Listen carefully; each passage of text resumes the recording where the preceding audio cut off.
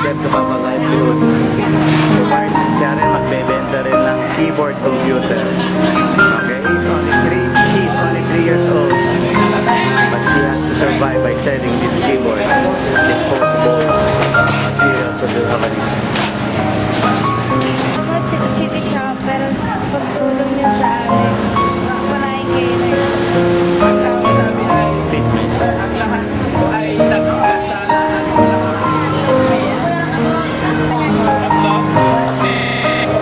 Kasi yun ko ako.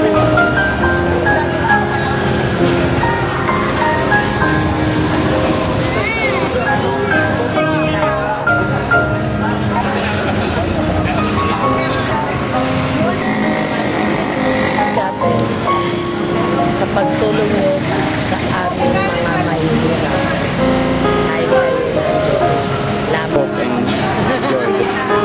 Salamat sa inyo sa pagtulong po ninyo sa amin.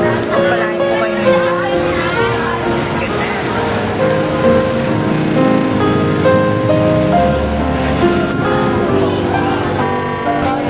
City Shoppers, pagtulong ninyo sa amin. Salamat po, City Shoppers. Sa pagtulong niyo sa amin, pagpalain po kayo ng Diyos. Okay, let's all pray. Close your eyes. Lord, The ministry which is teaching the children Bible stories, spiritual songs, because to just give them bread alone is not enough. We need to give them a feeding of the Word of God. That is, they made it helping the Feed My Sheep, and these are the volunteers you're looking right now. We continue to support them. your mother, and thank you for visiting us. Thank you for participating with us of your partnership. You know, we have been receiving continuous communication. We still have few difficulties of the way the bank work with ready funds, but we can work out on that. So we thank you for participating with our program here, feeding the children, giving vitamins, giving clothing, giving kanakal, or what we call in your thank you.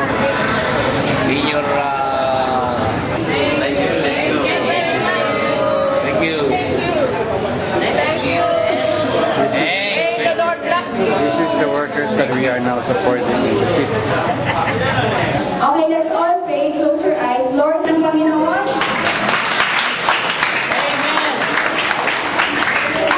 Kids are coming in. Free food. Kainin eh. Hindi pala kayo nakakainin kung wala naman kami.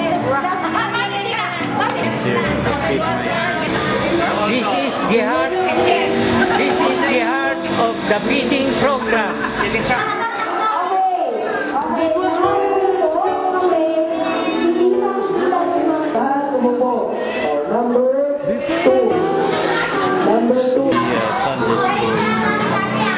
This is what the city government is supporting. Teach kids.